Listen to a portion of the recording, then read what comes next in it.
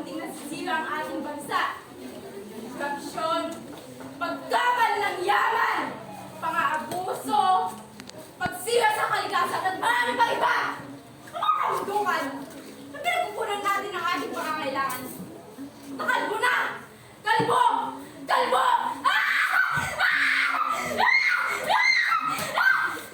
Hindi ibalik. Naiisip na sa mga mali nating ginagawa, unti-unting nasisira ang ating bansa! Iniibig! Yan ba ang tawag sa paninira? Ha? Ha? Tulong! Tulong! Tulungan niyo po ako! Naghihingi ako ng tulong at pinaliwala lang nila ako! Tulong! Ang inay ko naghihingi ng tulong! Tulong! Ngunit, kahit kapwa ko Pilipino, hindi ako tulungan at ako'y binaliwala. Ang inay ko! O aking mahal na ina! Namatay! Namatay! Dahil sa balugsot ninyong pamamahala! Ha? Ha? Ang pagmamahal! Pagmamahal! Yan ba? Yan ba ang pagmamahal ninyo sa Pilipinas para lumago ito? Ang hindi magtulong sa kapwa! Dahil mahal ko ang Pilipinas, din ko ang hayo ng aking mga magulang. Susundin ko ang tungkulin ng paaralan at tutuparin ko ang tuntunin ng isang mamamayang kapat. Anak? Hindi ka anak kasi ah! Ayoko nga! Pero peso pa ako eh! Sige na anak. Naglulungkot kasi ako eh. Ah! Malaman eh! Kita na may ginagawa ko! Malala ko! Yan ba? Yan ba ang tawag ninyo? Yan ba ang dinigin ko ang payo ng aking mga magulang? Magkabutan! Nakalimutan niyo na ba ang pagsunod at pagrespeto sa mas nakakatanda? Lalong-lalo na sa inyong mga magulang? Oo. Panahon at ngayon. Pero ang dugong nananalaytay sa iyo ay ang dugong pagka-Pilipino!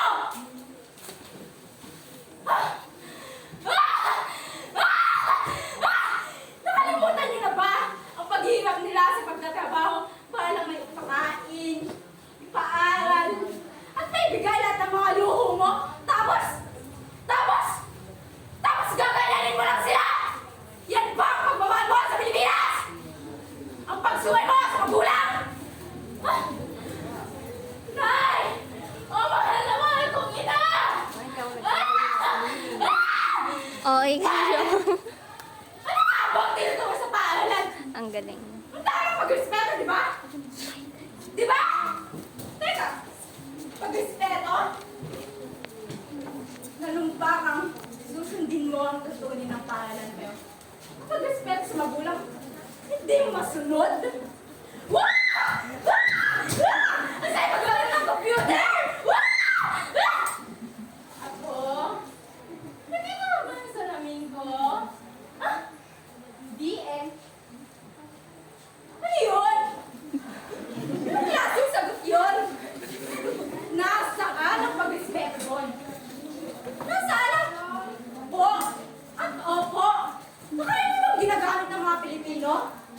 Dahil ba sa pagbabago ng henerasyon, dapat din magbago ang katangian? Te, kuya, makisabay kasi sa uso? Uso! Uso!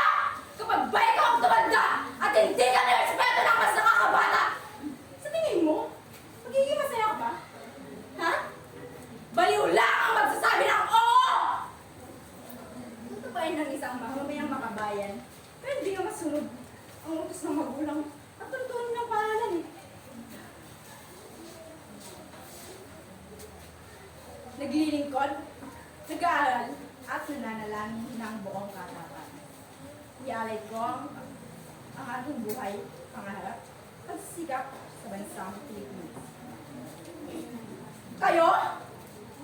Kayo? Kayo din ba na nakaupo ay naglilingkod sa ating bansa? Di ba di ka na isa sa mga opisyal ng pamahalaan? Di na naggagawa ng paraan para sa ikaw unlad ng bansa? Ang natin naasalat sa pamahalaan. Reklamo! Reklamo! Ikaw, may nagagawa ka na ba para sa bansa?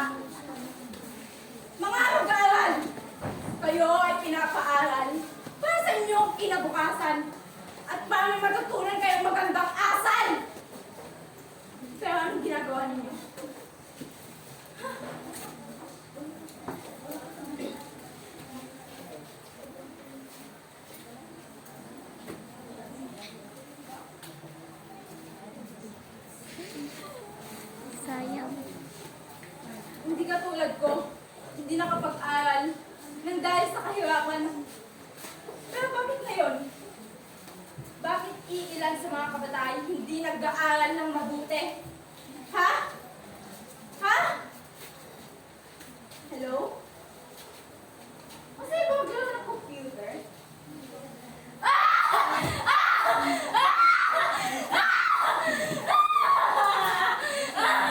Hindi mo ba naisip na madaming batang hindi nakakapag-aral lang dahil sa kahirapan? Pero ikaw! Ikaw ay hindi nag-aaral na maayos! Hindi mo ba naisip yun? Ha? Hindi mo ba naisip yun?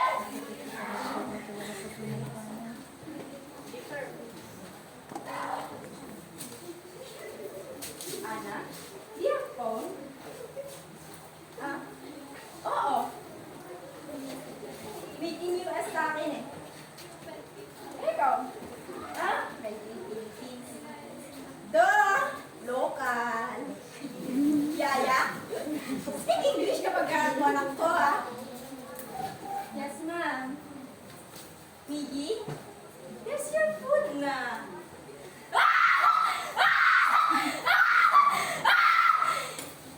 Pati ba dok ng Pilipinas kinakahiya? Pati pagsasalita ng sarili Miggy kinakahiya? Ha? Tumingin ka nga sa salamin?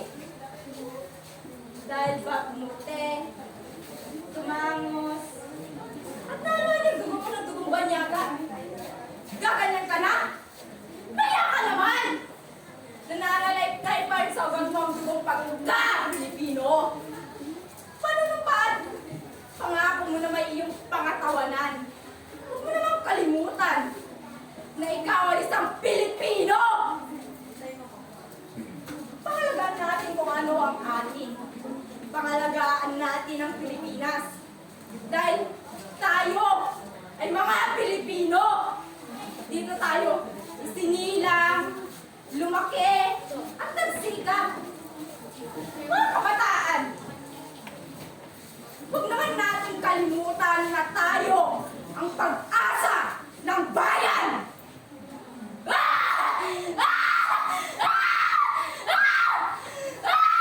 Ngayon, sino ang tunay na baliw? Tunay na baliw ni Risa May Hidamo.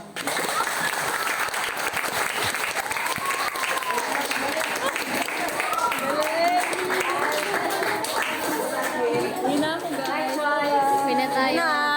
Best in OA talaga to. Okay talaga? OA. OA, Hazel. Baba.